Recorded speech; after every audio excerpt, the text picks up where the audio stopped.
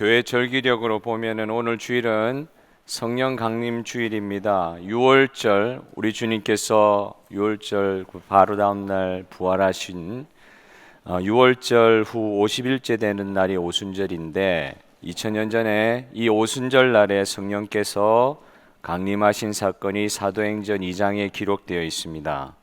이 성령 강림 사건 이후로 교회가 탄생하였고 지금까지 우리는 이 성령님의 역사로 교회의 한 일원 될 수가 있고 교회를 이루고 있는 것입니다. 앞으로 우리가 3주간 동안 우리 교회를 이루게 하신 성령 하나님에 관해서 말씀을 나누면서 은혜 받고자 합니다. 오늘 첫 번째 생각해 볼 것은 성령님은 하나님이시라는 사실입니다. 성령님은 하나님이시다. 너무 당연한 이야기인데 이것이 참 중요한 이유가 성령 하나님에 대한 이해가 오늘날 너무 참 이상한 경우가 많기 때문에 그렇습니다. 성령 하나님을 어떤 영향력이나 힘으로 아는 경우들이 있는 것 같아요. 그래서 참 그래서는 안 되는데 성령을 자신의 소유로 얻으려 하고 옛날에 사도행전에 보면 바울을 따라다니면서 성령 달라고 했던 그런 사람이 있었지요. 성령을 자신의 소유로 생각하고 소위 성령 충만하기 위해서 성령 충만하게 되는 비결을 배우기를 원하고 성령 충만하면 좋다 그러니까 그 비결을 배우기를 원하고 성령을 받기를 원하는 경우가 지금까지도 있을 수도 있다고 봅니다. 성령을 받아서 교회가 크게 성장하였다. 영적인 사역자가 되었다. 심지어 성령을 받아서 인생의 모든 문제를 해결받고 그래서는 안 되지만 성령 받아서 나는 부자가 되었다. 성령 받아서 만사가 형통하게 되었다고 이야기하는 일들이 혹 있을 수 있는 것 같아요. 사울 왕이 하나님의 영 성령을 자신이 부릴 수 있는 것처럼 생각을 하고 박수 무당을 부르는 그런 이상한 일도 이스라엘 백성 가운데 일어난 것처럼 여러분 이렇게 성령을 자기가 마치 소유할 수 있는 것처럼 생각하는 사람하고 내가 어떻게 성령에 붙들림 받고 성령께서 나를 이 부족한 나를 사용하실까 하면서 성령 하나님 앞에 자기를 내어드리기를 기뻐하는 사람하고는 완전히 다릅니다. 완전히 반대입니다.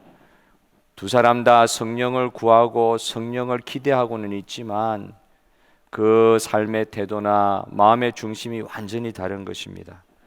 성령을 힘과 능력, 영향력 정도로만 생각하는 것은 소위 말해서 성경을 비인격적으로 대하는 것이다.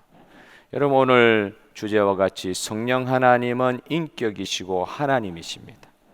성령은 어떤 힘과 영향력, 능력, 우리가 부릴 수 있는 그런 파워 이렇게 이해하면 안 되고 성령 하나님은 말 그대로 하나님이시고 인격적으로 우리를 대하시는 분이시다.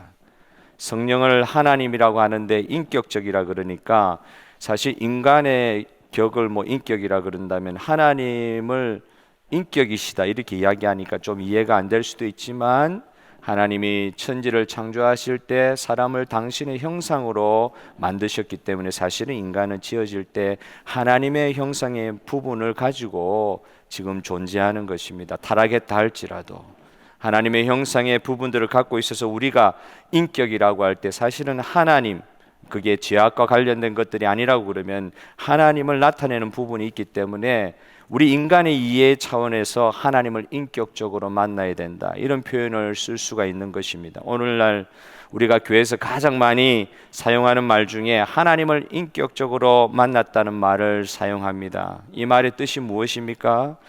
여러분 이 말의 뜻이 무엇입니까? 제가 이렇게 물어보는 거예요. 여러분은 하나님을 인격적으로 만나셨습니까? 제가 옛날에 수련회 갈 때마다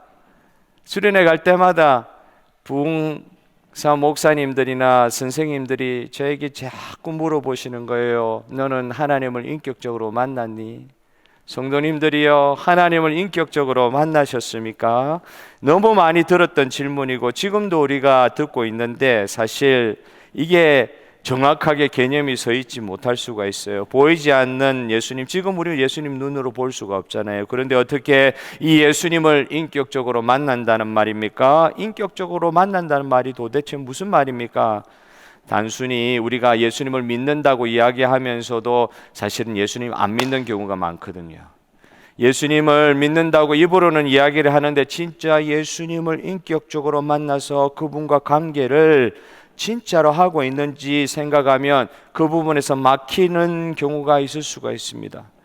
예수님을 인격적으로 만났다는 말은 살아있는 예수님과 개인적인 관계를 맺고, 개인적인 관계, 여러 사람이 믿는 가운데 내 한 사람이 야, 저 사람도 예수 믿으니까 나도 예수 믿는 사람이다, 이게 아니고 내가 개인적으로 나를 구원하신 예수님을 개인적으로 인격적으로 만나서 인격적인 관계를 맺고 소위 예수님과 영적으로 만남의 관계를 계속해서 유지해 간다. 이게 예수님을 인격적으로 만났다고 이야기하는 것일 것입니다. 가장 쉽게 묘사해 보자면 제가 많은 여자들을 만나고 또 자매들을 봤지만 제가 지금 아내하고 깊이 만나서 지금까지 한 20년 넘게 제 아내와 깊이 만나서 살고 있는 것, 제가 그냥 만난다, 다른 분들을 본다, 이런 단계가 아니거든요. 정말 깊은 관계를 맺고 그분과 함께 살고 있는 것입니다. 제 아내와 살고 있는 것입니다. 그냥 어떤 분을 안다, 이게 아니란 말이에요.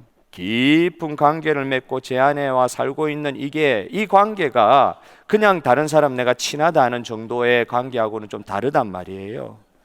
예수님을 지식적으로만 알고 예수님을 만난 사람들의, 주변의 사람들의 예수님 만난 이야기만 듣고 자기는 그 예수님에 관해서 안다 하는 정도, 그런 믿음을 가지고 있다고 하면 그걸 예수님을 내가 인격적으로 만났다고 이야기할 수 없다.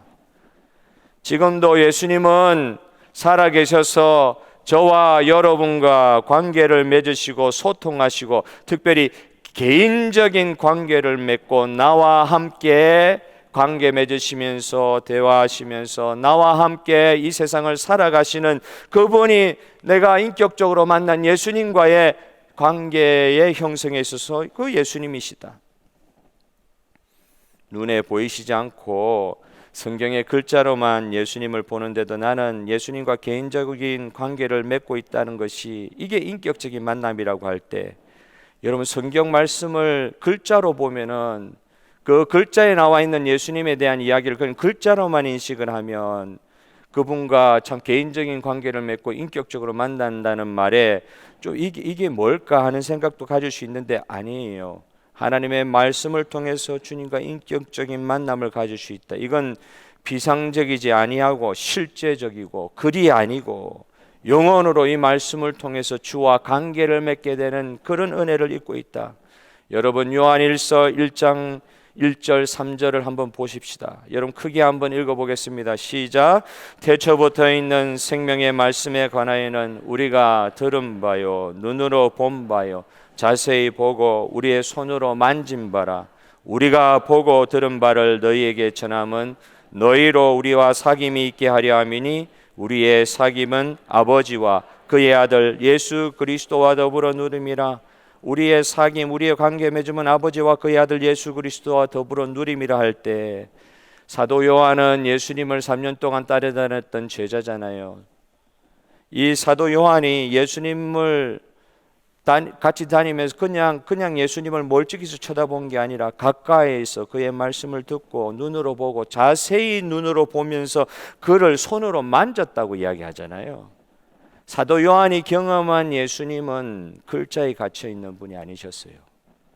사도 요한이 경험한 예수님은 진짜 자기와 관계를 맺는 예수님이셨어요. 요한이 요한복음과 요한서신들과 같은 성경을 왜 쓰게 되었느냐? 왜 그 성경을 요한이 쓰게 되느냐? 자기가 실제로 만나고 관계를 가지면서 경험한 예수님을 다른 사람들에게 전하기 위해서, 자기는 진짜 예수님을 경험했으니까, 부활하신 예수님을 경험했으니까 우리 예수님과 깊이 있는 관계를 맺었었기 때문에 그게 성공일 수도 있고 실패일 수도 있고 참 험난한 길일 수도 있고 기쁜 관계일 수도 있고 모든 종류의 상황에서 예수님을 깊이 만났던 경험이 있으니까, 특별히 부활하신 예수님을 경험했던 이 사도가 자기가 경험한 예수님에 대해서 성경을 쓸 수밖에 없는 거예요. 그래서 태초부터 있는 생명의 말씀 예수님에 대해서 내가 들은 바요, 눈으로 본 바요, 자세히 보고 손으로 만졌다고 이야기하면서 이 예수님을 너희들이 아느냐, 이 예수님을 믿어야 된다고 이야기를 하고 있는 거예요. 특별히 복음서에는 예수님을 실제로 만난 이야기들이 쭉 서술되어 있잖아요. 그 복음서에 보면 사람들이 나오는데 바리새인도 나와요.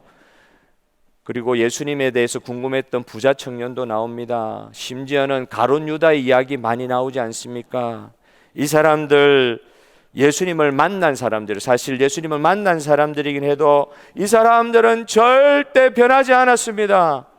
참 안타까운 일이지만 이 사람 중에 어떤 누구는 예수님을 죽이는데 앞장서기도 했습니다. 예수님을 봤어요. 가룟 유다 같은 사람은 예수님을 3년 동안 따라다녔어요. 만났어요. 뭐 손으로 만지기도 했을 거예요. 안기도 하였을 거예요. 그런데도 이 사람은 절대 변하지 않았어요.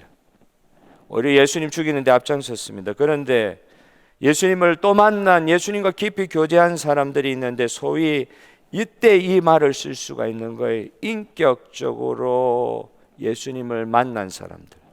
그 사람의 심성과 그 사람의 상황을 보면 예수님을 모른다고 부인하기도 했던, 부족함이 있었던 사람들이지만 결국은 예수님을 깊이 만난 사람들은 예수님을 따라가는 사람들이 되었다. 이걸 뭐라 그러냐? 제자라 그럽니다. 제자. 예수님 따라가는 사람이 되었다. 예수님을 인격적으로 만났기 때문에. 제가 이번 주간에 여러분에게 한번 이렇게 한번 말씀드린 적이 별로 없는데 숙제 같은 걸 제가 한번 내드리면 여러분 하실는지 모르겠어요. 제가 숙제 같은 걸 한번 내드리고 싶어요. 그런데 그게 여러분 괴롭히는 숙제는 아니고 성경 읽으라는 숙제. 근데 성경을 어디 읽느냐? 요한복음을 처음부터 끝까지 한번 이번 한 주간 읽어보실 때에 요한복음, 전도 폭발하고 나서도 이 복음 받은 사람한테 요한복음 읽으라고 쪽복음을 하나씩 주거든요. 요한복음부터 읽으라고. 요한복음 사실 좀 어려운 부분도 있어요. 요한복음을 성경을 처음부터 끝까지 마음 먹고 읽으면 한 2시간이면 읽을걸요. 근데 그냥 읽지 마시고 볼펜을 들고 동그라미를 치면은 좀 이렇게 더러워질 수 있으니까 연필을 하셔도 되고, 성경을 조금 더럽게 읽어도 돼요. 이 종이에 있는 성경은 체크를 하시면서 동그라미를 치시는데 믿는다 하는 부분에 동그라미를 한번 쳐보세요. 믿는다. 한글로 믿는다 하는 부분에 동그라미를 치시면서 요한복음을 한번 읽어보세요. 예수님을 인격적으로 만나는 체험을 한 사람들의 이야기가 요한복음에 쭉 나오는데, 그걸 요한복음에서는 인격적으로 만났다 표현을 쓰지 않고 무슨 표현을 쓰냐 하면 그 사람이 믿었다 하는 표현으로 이렇게 쓰고 있어요. 그게 얼마나 많이 나오는지, 그리고 그 믿었다는 표현을 쓴 사람들이 진짜 예수님을 어떻게 만나서 어떻게 믿게 되었는지, 그 모습을 요한복음을 통해서 이번 한 주간 한번 살펴보시면 좋을 것 같아요. 인격적으로 예수님을 만난 사람들이 어떤 결과로 어떻게 변하게 됐는지. 여러분, 예수님을 인격적으로 체험하고 나면 사람은 변화되게 될 줄로 믿습니다. 예수님을 만나면, 예수님을 인격적으로 개인적으로 만나면, 그 성경에 나와 있는 그 믿었다고 하는 그 사람들의 이야기를 보면서 그 사람의 이야기가 내 이야기가 되는 거예요. 인격적으로 예수님을 만난다는 것이 무엇인지 요한복음을 그런 식으로 읽어보면서 다시 한번 그 동그라미 친 걸 한번 보세요. 동그라미 치고 나서 다시 한번 더 보세요. 어떤 사람이 예수님을 어떻게 믿게 되었는지, 어떻게 인격적으로 예수님을 만나게 되었는지 새로운 세계를 경험하게 되실 것입니다. 여러분, 저도 해보니까 그렇더라고요. 여러분도 한번 경험하셨으면 좋겠습니다. 할렐루야. 목사가 시켜서 하는 거 좋은 것이라고 생각하시고 한번 순종하시고, 예수님을 도대체 인격적으로 만난다는 게 무엇인지. 내 옛날에 다 인격적으로 만났어요. 나 예수님 잘 알아요. 예, 그래도 하십시오. 예수님을 인격적으로 만난 사람들이 도대체 어떤 사람들이 예수님을 인격적으로 만났냐? 예수님 만나고 나서 어떻게 됐느냐? 그걸 보기를 원하는 것입니다.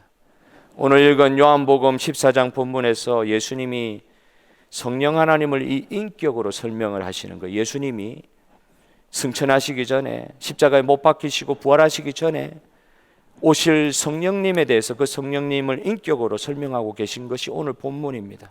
읽지는 않았지만 24절, 25절, 26절에 보면 보혜사 곧 아버지께서 내 이름으로 보내실 성령, 내 이름으로 보내실 성령, 그가 너희에게 모든 것을 가르치고 내가 너희에게 말한 모든 것을 생각나게 하리라. 예수님이 승천하시고 나서 자기가 했던 사역의 자리를 성령 하나님께서 테이크오버 하실 것이다. 내가 너희에게 했던 모든 말들을 생각나게 하실 것이다. 자신과 같이 인격을 가지신 분, 그걸 헬라어로 파라클레이토스, 여러 가지로 번역될 수 있지만 카운셀러, 위로자, 컴포터, 옆에서 나를 지지하는 분, 옆에서 나를 위해 간구하시는 분, 나를 돕는 분, 내가 너희와 이렇게 함께 했던 것처럼, 너희를 보호했던 것처럼 나의 역할을 할 그분, 다른 인격이시고 삼위일체시니까 분명히 다른 하나님이시지만은 또 나와 또 같은 분, 똑같은 역할을 해주실 분, 오히려 나는 육체로 왔기 때문에 3차원의 세계에서 너희와 함께해서 나를 볼 수 있는 사람, 내 곁으로 오는 사람밖에는 내가 볼 수 없지만은 이 성령님이 오시면 모든 마음 세계에, 만물 세계에 흩어져 있는 예수님의 택하신 모든 백성들에게 예수님과 똑같은 역할을 하시면서 만나 주실 수 있는 분, 그 사도 요한을 예수님께서 2000년에 만나 주신 것처럼 성령 하나님께서 저와 오늘도 여러분을 만나 주십니다. 할렐루야. 이 성령 하나님이 오늘 우리와 함께 하셔서 오늘 예배 가운데 우리의 마음을 감동시키시고 계신 거예요. 오늘 성령 하나님께서 사도 요한이 직접 체험했던 예수님을 우리로 하여금 보게 하시고 체험하게 하심으로, 여러분 2000년 전에 예수님이 승천하시고 난 이후에 마가의 다락방에 모여서 예수님이 말씀하신 대로 순종하며 모여 간절히 기도했던 120명 문도에게 공식적으로 충만하게 임재하신 보혜사 성령 하나님의 은혜가 그 초대교회의 역사하심과 동시에 오늘 저와 여러분이 있는 속해 있는 이 교회도 역사하시는 성령 하나님 믿으시기를 바랍니다. 인격이신 성령 하나님, 예수님이 사도들과 함께 하셨던 것처럼 그 이상의 친밀함을 가지고 저와 여러분과 함께 하시는 성령 하나님, 그 하나님이 나에게 찾아오신 이후에 진리의 영이신 이 하나님이 절대 그 이후로 나를 떠나지 않으신다. 수련회 가가지고 말씀을 전하는데 아이가 놀라는 거예요. 너에게 처음 오신, 너를 처음 만나주신 성령 하나님은 영원토록 절대 너를 떠나지 아니하리라. 그 말을 들으면서 이 아이가 눈물을 두루루 흘리면서 강사 목사님 찾아온 거예요. 왜 찾아왔냐? 나는 맨날 죄 지을 때마다 예수님이 나갔다가, 성령님이 나갔다가 다시 수련회 와가지고 간절히 기도하면 다시 예수님 찾아오는 거라 생각했어요. 근데 오늘 말씀 듣고 보니 나에게 내 인생의 한 시점에 나를 찾아오신 성령 하나님은 절대 나를 떠나지 아니하시고, 절대 우리 교회를 떠나지 아니하시고, 절대 우리 가정을 떠나지 아니하시는 그 주님을 만나서 너무 감사합니다 하면서 눈물을 뚜룩뚜룩 흘리면서 부흥강서 목사님 찾아와가지고 이야기하는 걸 들었습니다. 성령 하나님 저와 여러분 가운데 함께 하십니다. 예수님이 제자들과 함께 하셨던 것처럼. 두 번째로 생각해 볼 것은 성령 하나님의 특별한 성품, 어떤 성품이냐? 예수님을 드러내시고 높이시는 분이 성령 하나님이시다. 예수님을 드러내고 높이시는 분이 성령 하나님이시다. 누군가 말씀하시더라고요. 성령 하나님은 어떤 분이냐? 수줍어하시는 하나님이다. 좀 표현이 그런데 수줍어하시는 하나님이시다. 왜 그런가? 가만히 살펴보니까 성령 하나님은 자신을 직접 드러내시는 법이 없고 항상 나타나실 때 예수님을 드러내고 높이시기 때문이다. 이런 말씀을 하시는 신학자가 있었어요. 성령 하나님은 뭐 하시는 분이냐? 우리로 하여금 우리를 위해 죽었다가 부활하신 예수님을 믿게 하시는 분이 성령 하나님이시다. 아멘. 성령님이 일하시는 방식이 누가복음 24장 32절 기도 가운데 장로님 말씀하신 본문입니다. 다 같이 한번 읽어보겠습니다. 시작. 그들이 서로 말하되 길에서 우리에게 말씀하시고 우리에게 성경을 풀어주실 때에 우리 속에서 마음이 뜨겁지 아니하더냐 하고, 예수님 십자가에 돌아가시고 나서 아마 고향길로 가는지 이름도 제대로 나와 있지 않은 두 제자, 엠마오로 가는 길에 부활하신 예수님이 그들에게 나타나셨죠. 처음에 그들이 전혀 예수님을 알아보지를 못했어요. 그런데 누군지도 모르고 그와 이야기하는 거, 예수님과 이야기하면서 길을 걸어갔던 것 같아요. 그렇게 걸어갈 때에 부활하신 예수님이 그들에게 가르쳐 주셨죠. 너희들이 아는 구약 성경에 예언되어 있는 예수가 너희와 3년 동안 함께 있다가 십자가에 죽었던 그 예수다. 그걸 이야기하는데 어느 시점에 그 말씀을 딱 듣는 순간 그들 제자들의 마음이 뜨거워졌다고 되어 있어요. 성령이 임하시는 방식, 뜨거움으로 또 임하시기도 하죠. 진짜 메시아이신 예수님을 인격적으로 만나는 장면. 3년 동안 예수님을 따라다니다가도 몰랐다, 이건 몰랐어요. 정확하게 몰랐어요. 그러니까 도망 다니죠. 정확하게 몰랐는데 예수님이 성경, 구약 성경에 예언되어 있는 그분이라는 그 말씀을 풀어줄 때 성령 하나님께서 그들의 마음, 성경 읽는 가운데 뜨거워지게 하는 역사, 요한복음 읽으면서 뜨거워지는 역사를 주시옵소서. 성경 읽으면서 뜨거워지게 하여 주시옵소서. 말씀을 깨닫게 하시는, 말씀이신 예수님을 만나게 하시면서 마음을 뜨겁게 하시는 분이 성령 하나님이시다. 성경을 읽으면서 이 뜨거움의 역사가 우리 가운데 일어나서 첫사랑을 회복하는 저와 여러분 되기를 바랍니다. 성경이 말씀하시는 예수님을 만나게 하시는 분이 성령이시다.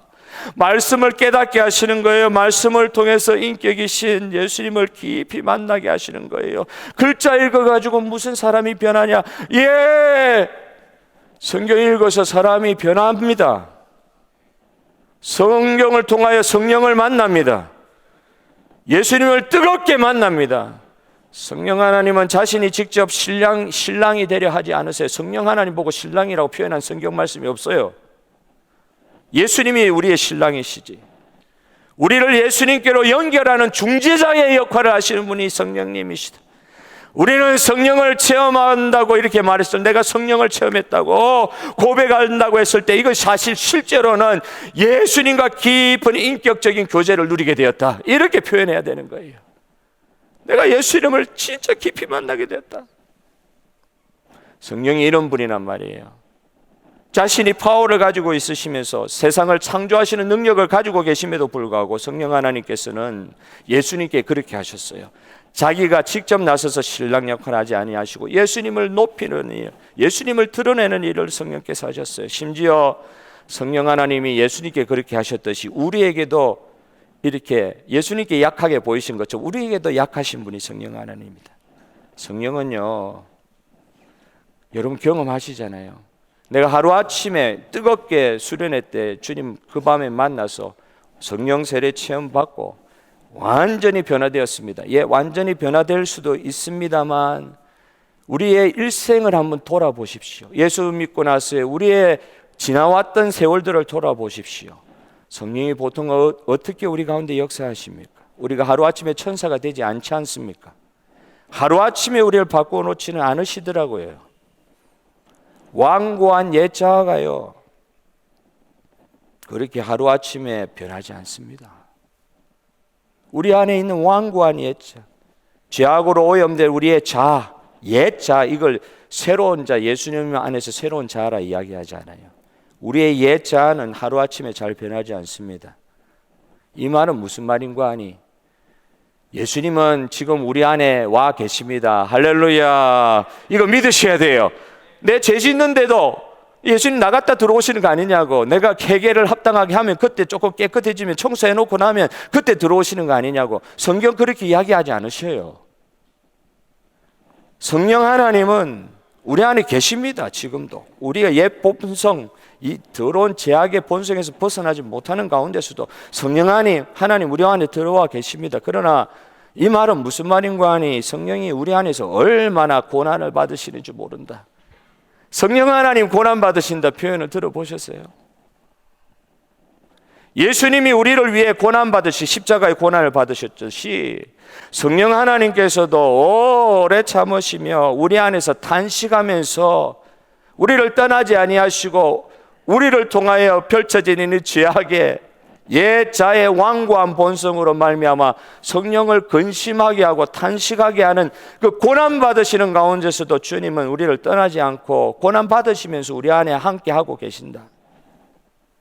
예수님이 우리를 위해 이 땅에서 당한 고난과 수모를 오늘날도 성령님은 받고 계실지도 모릅니다.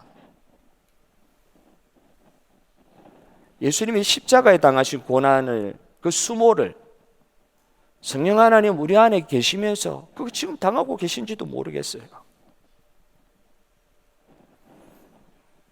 성도들에게 그렇게 이야기하잖아요. 성경에 나오는 표현이에요.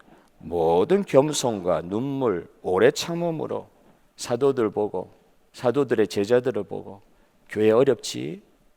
모든 겸손과 눈물, 오래 참음으로 그렇게 견딜 것을 성령을 통하여 말씀으로 적으며 위로하고 있는 것입니다.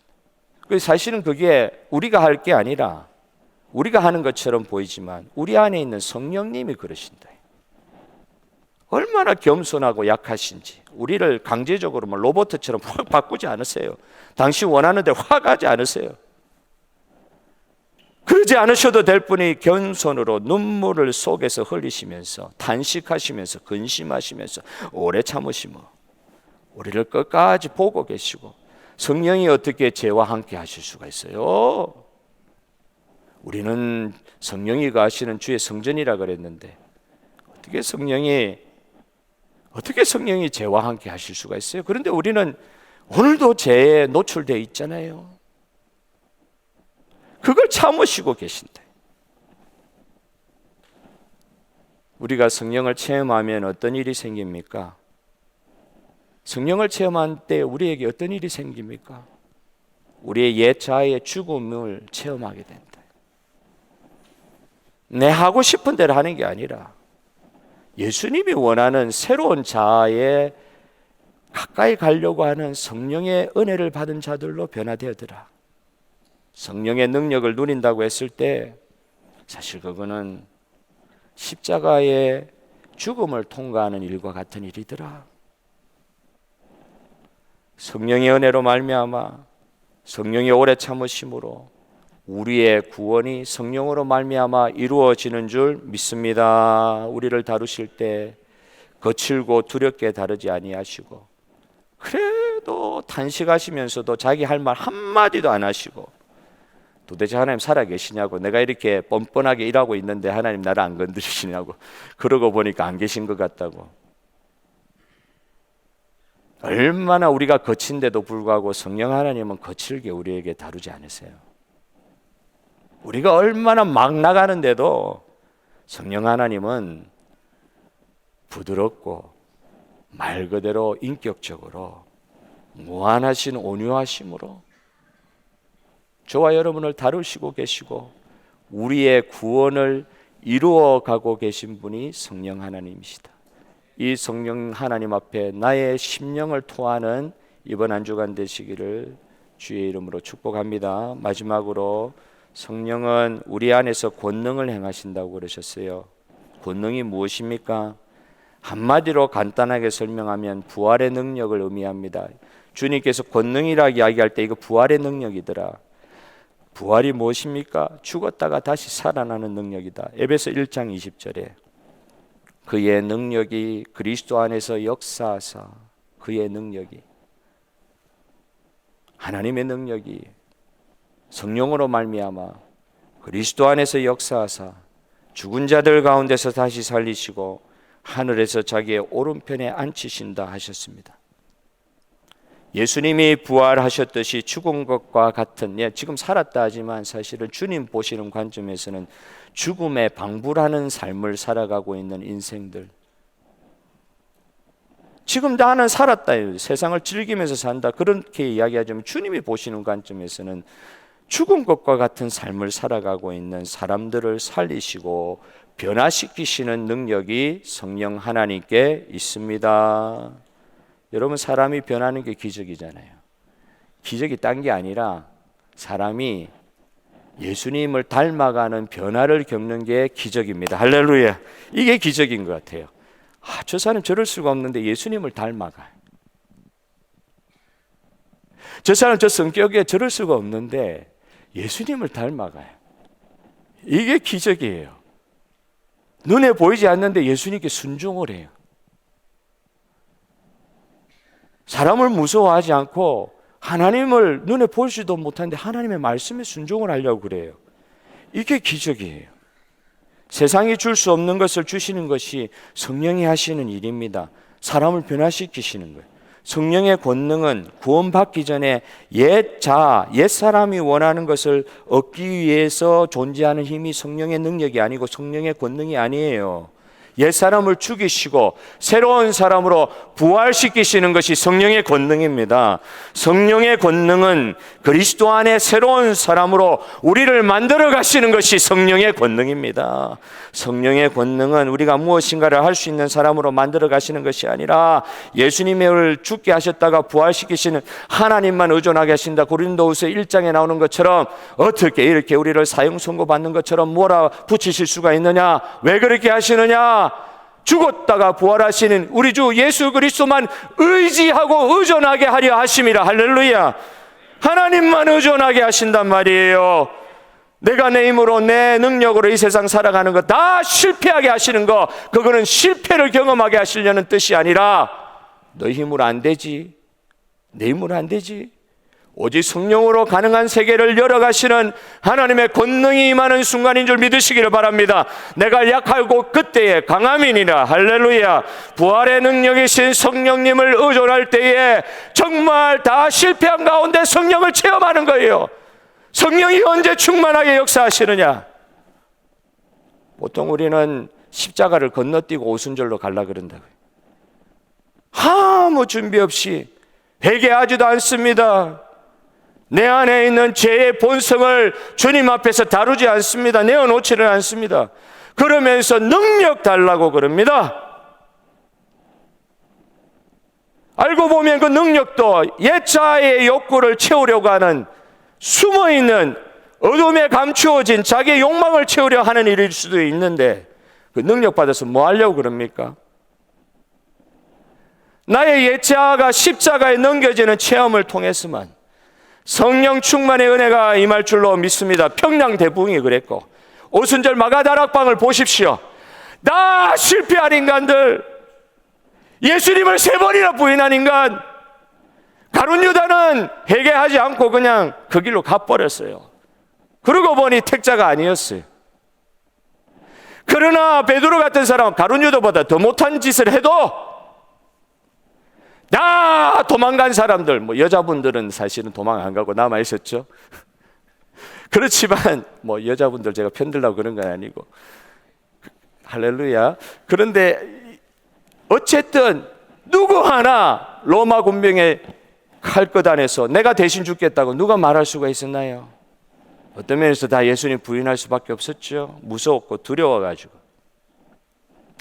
다 실패하고 끝장까지 간 거예요. 이제 더 이상 소망 없다고 다 흩어져야 될 사람들이요,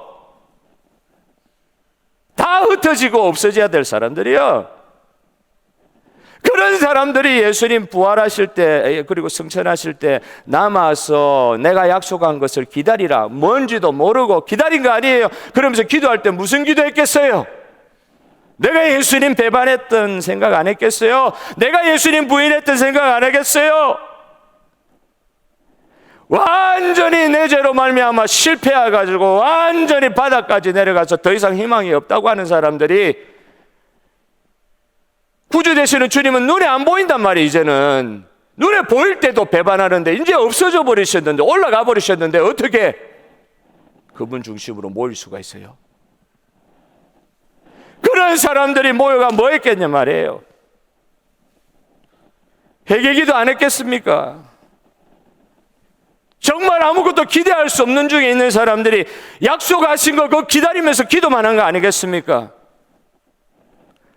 실패하고 죄로 말미암아 완전히 바닥에 떨어진 그런 공동체에 누구 하나도 주님 앞에 떳떳함을 내세울 수 없는 그런 사람들만 모여있는 공동체에 하나님은 파격적인 성령의 은혜를, 충만의 은혜를 부어주심으로 가장 영적으로 암울하고 절망하는 그 시기에 회복의 은혜, 회개의 은혜, 성령 충만의 은혜를 부어주심이 오늘 우리 시드니 중앙장로교회도 임하시는 성령의 은혜가 되기를 바랍니다. 이때 뭐라 그러냐? 어메이징 그레이스다. 이게 어메이징 그레이스예요. 최악의 상황에서 하나님의 놀라운 은혜, 성령 충만의 은혜를 입은 것입니다.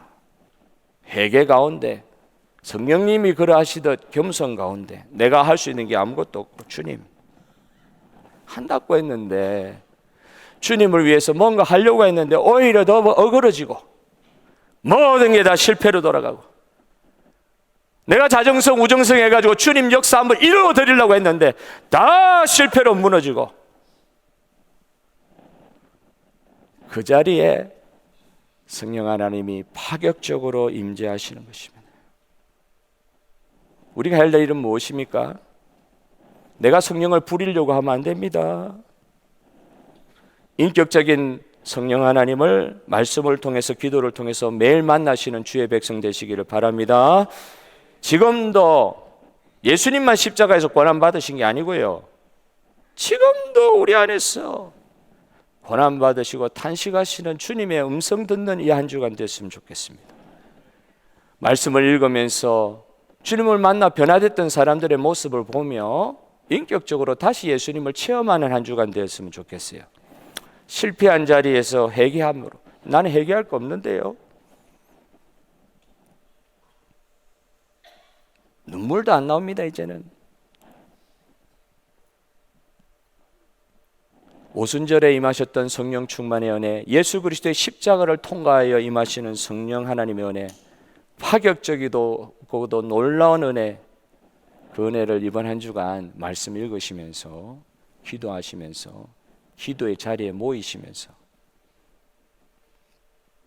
우리 안에서 탄식하시는 주님의 음성, 절대 안 떠나시거든. 괴로워도 안 떠나셔요.